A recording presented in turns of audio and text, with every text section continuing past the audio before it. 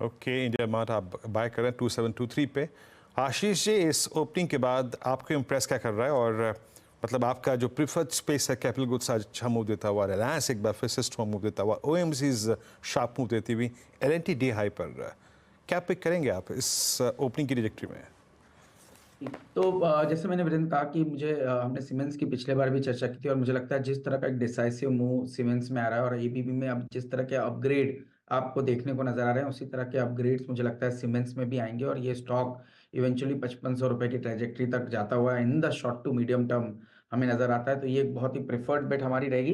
साथ ही साथ मुझे लगता है कि एक रिलायंस पे भी हमारा व्यू काफी पॉजिटिव बन रहा है। स्टॉक एक बहुत ही अच्छे कंसोलिडेशन के बाद अब कहीं ना कहीं मुझे लगता है 3100 रुपए की ट्रेजेक्टरी में जाता हुआ नजर आ सकता है। अगेन डिस्क्लोजर की स्टॉक हमारे पोर्टफोलियो में है, पर मुझे लगता है अभी एक बहुत ही बढ़िया बेस 2880 पे स्टॉक ने बना चुका है और इसको ध्यान में रखे तो यहाँ से 3100 रुपए की मूव आपको शॉर्ट टू मीडियम टर्म में रिलायंस के स्टॉक में देखने को नजर आ सकते हैं। जैम, याद रखिएगा रिलायंस पे बाय कॉल है, बट एक्सटेंडेड डिस्क्लेमर आपकी स्क्रीन पे। इस चैनल का स्वामित्व प्रबंधन रिलायंस इंडस्ट्रीज होल्ड करते हैं, चाहे वो डे ट्रेड प्रोस्पेक्टिव हो, चाहे कोई इन्वेस्टमेंट कॉल हो। प्लीज़ याद रखिए, इस चैनल का स्वामित्व प्रबंधन रिलायंस सीएनबी सेवास का होल्ड करते हैं, तो एक निजी राय ज़रूर सम्मिलित रखें। मीनवाइल अनुज, आज एबीबी और रिलायंस यूबीएस के, आयशर मोटर्स के आई थिंक उस स्ट्रांग मूव के बाद एक बार फिर से मूव देते हुए रिलायंस का चलना, क्या अनुज थोड़े से सेटअप को तब्दील कर सकता है क्या? क्योंकि ये सिंगल हैंडेडली ट्रेजेक्टरीज को चेंज करता है इंडेक्स की। क्या मूव ये रिलायंस का क्या इंप्रेसिव लग रहा है इस वक्त? बिल्कुल 100% वीरू, 100%। रिलायंस ने थोड़ा सा डायनेमिक चेंज जरूर करा है, लेकिन मैं एक बार फिर बोलूँगा कि 22 100 150 क्रॉस होने दें। सिर्फ रिलायंस चल रहा है इसकी वजह से ज़्यादा एक्साइटेड ना हो, लेकिन हाँ रिलायंस में अच्छा मूव आ रहा है विदाउट अ डाउट, और वो रिपोर्ट काफ़ी मुझे इंटरेस्टिंग लग रही थी। अब ऑब्वियसली आप स्टैंडर्ड डिस्क्लेमर ऑलरेडी दे चुके हैं, लेकिन मैं भी दे देता हूँ क्योंकि हम डिस्कस कर रहे हैं इसको। ये एक इस चीज़ को ध्यान में रखें कि ये चैनल की ओनरशिप रिलायंस के पास है, लेकिन हाँ क्योंकि निफ्टी के कंट्रीब्यूशन में अगर आप नोटिस करेंगे तो बहुत बड़ा कंट्रीब्यूशन रिलायंस का है। 30 पॉइंट आ रहे हैं रिलायंस से सीधा, मतलब आधा कंट्रीब्यूशन निफ्टी का। ये जो डिफरेंशियल था जो प्री ओपन और जो गिफ्ट निफ्टी दिखा रहा था उसके मुकाबले जो है ये इसी का है। देखते हैं ये सस्टेन करता है तो। अच्छा, दूसरा स्टॉक जिस पर नजर रखें वो है एचडीएफसी बैंक, क्योंकि अगर रिलायंस को कोई नेगेट करेगा तो मुझे लग रहा है एचडीएफसी बैंक ही करेगा। अभी के लिए एचडीएफसी बैंक भी डे हाई पर आया है, तो ये थोड़ा सा मार्केट को अब एक कॉम्बिनेशन मिल रहा है जिसकी वजह से थोड़ा सा वापस स्टेबिलिटी आई है निफ्टी में, लेकिन ध्यान रखेंगे इन दोनों स्टॉक्स पर। जी हाँ, तो ये दो महत्वपूर्ण स्टॉक्स नजर रखिए इन पर अपनी। ऑस्ट्रेलिया डिस्क्लेमर आपकी स्क्रीन पे। शर्मिला, आपको इस ओपनिंग में क्या इंप्रेस कर रहा है? जो हाल फिलहाल आपकी आई थिंक एनालिसिस में आया भी वो स्टॉक, कोई स्टॉक मार्क करेंगे इस वक्त आप?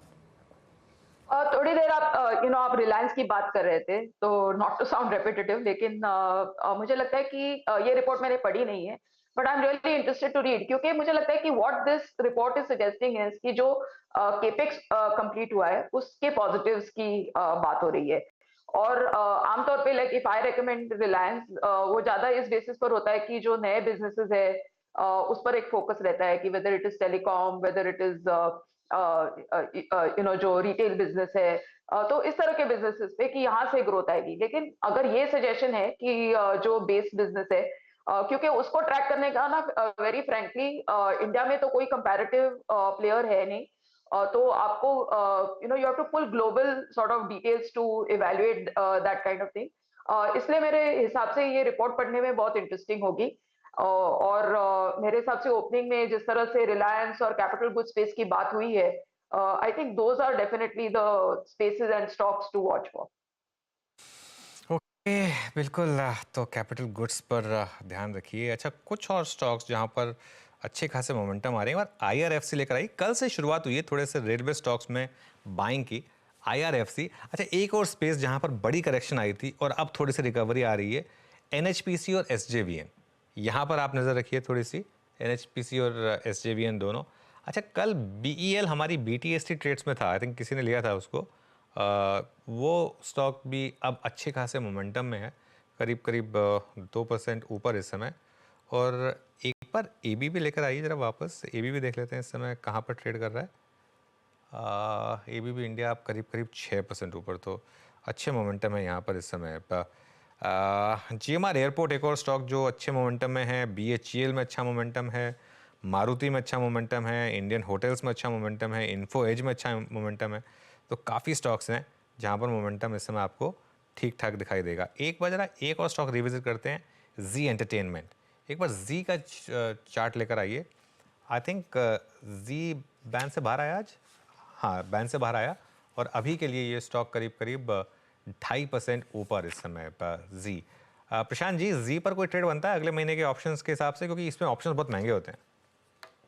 जी अनुज जी, आपने बिल्कुल सही कहा। इसके ऑप्शंस के प्रीमियम ही इतने हाई होते हैं कि बाय करना काफी डिफिकल्ट हो जाता है। एक दो दिन भी अगर प्राइस में मूवमेंट नहीं आए तो ऑप्शन जीरोड होते हैं। लॉट साइज भी कंसिडरेबल है। मुझे लग रहा है छोड़ देना चाहिए और मैं बाइंग तब तक नहीं करूंगा जब तक कि कोई कन्विक्शन आके ये 170-75 के जोन को फिर से रिगेन ना करे। मेरे हिसाब से इसको अवॉइड करना चाहिए। ये इसको अवॉइड करना चाहिए जी एंटरटेनमेंट को। राजेश सतपुते के पास एक कॉल है। राजेश जी, क्या पिक किया? अनुज जी देखिए, मेरी नजर है हिंदुस्तान कॉपर पे। मुझे लगता है कि यहाँ पे क्लियर ब्रेकआउट कल मिला है। आज सुबह से फॉलो थ्रू यहाँ आ रहा है, तो मुझे लगता है ये जो 283 ये 284 ये जो लेवल था, ये ब्रेकआउट का लेवल है। 286 87 पे ये ट्रेड हो रहा है। बाय करे, 280 का स्टॉप लॉस रखे, और अगर मैं सही हूं तो इसका आज का टारगेट होना चाहिए 300, जहां पे कॉल राइटर खड़े हैं। तो नजर है हिंदुस्तान कॉपर पे। अच्छा, एक बार आप लेकर आइए निफ्टी वापस, और एक बार 22,100 की वो कॉल जो हमने सुबह सुबह डिस्कस की थी। मैं इसलिए इसको डिस्कस करना चाह रहा हूँ कि देखिए, अब निफ्टी में लग रहा है कि आपको कि ब्रेकआउट आ रहा है, लेकिन उसके सामने 22,100 की कॉल सिर्फ 9 रुपये चली है, 8 रुपये सिर्फ। तो मतलब वीरो देखो, इतने बड़े मूव के बाद भी करीब 100 पॉइंट निफ्टी चल जाए और जो आपका ऑलमोस्ट एट द मनी वाला कॉल ऑप्शन है वो सिर्फ 7-8 रुपये चले, तो मतलब एक चीज़ तो क्लियर है कि इस प्राइस पर भी और कॉल राइटर आ रहे हैं और ऐड कर रहे हैं अपनी पोजीशंस को। ये बहुत इंटरेस्टिंग होगा। अब देखिए, मार्केट में हमेशा डायनामिक रहना होता है। आपको मैं हमेशा कहता हूँ कि आप 22,100 के ऊपर निकल गए और उसके ऊपर अगर ट्रेड करने लग गए ना, तो इंटरेस्टिंग होगा। लेकिन अभी के लिए तो वो कॉल राइटर डर नहीं रहा है, अभी के लिए तो वो कंटिन्यू कर रहा है यहाँ पर। जी हाँ, अभी के लिए वो कॉल राइटर्स परसिस्ट करते हुए। Meanwhile it's I think Nifty bank वहीं का वहीं है 46,735, but that's I think Reliance जो कि एक डिफरेंशियल क्रिएट कर रहा है। एक बार रिलायंस लेके आइए। याद रखिएगा, मैं एक बार फिर से कहूँगा कि मैं प्राइस से कोई बहुत उत्साहित नहीं हूँ, बस ये आई थिंक निफ्टी की ट्रेजेक्ट्री को चेंज कर रहा है। और एक्सटर्नल डिस्क्लेमर बार बार आपकी स्क्रीन पर रखेंगे, but Reliance is above all moving averages और एक स्ट्रॉन्ग मूव जनरेट करता हुआ। अब इस पर हम थोड़ा कम बात करेंगे, आगे बढ़ते हैं, कुछ और स्टॉक्स की बात करते हैं। एक बार लेके आइएगा हिंदुस्तान कॉपर। इस पर मैंने क्लोजिंग में कल एक बार डिस्कशन किया भी था और इस बात के मद्देनज़र किया भी था। पहले मैं पूछ भी रहा था कि ये कहीं बैन में तो नहीं है, बट उस टाइम नहीं था। 288 पे क्लियर कट ब्रेकआउट की तरफ बढ़ता हुआ। सचिन, इसका बिहेवियर कुछ डिफरेंट रहा है। अच्छा, ये राजेश सतपुते जी ने कॉल दी थी, इसको छोड़ते हैं यहाँ पर, क्योंकि अब मेरे स्क्रीन पे जो मोमेंटम है वो बढ़ रहा था, इसलिए मैंने सोचा एक बार इसे मार्क कर दूँ। 287.70।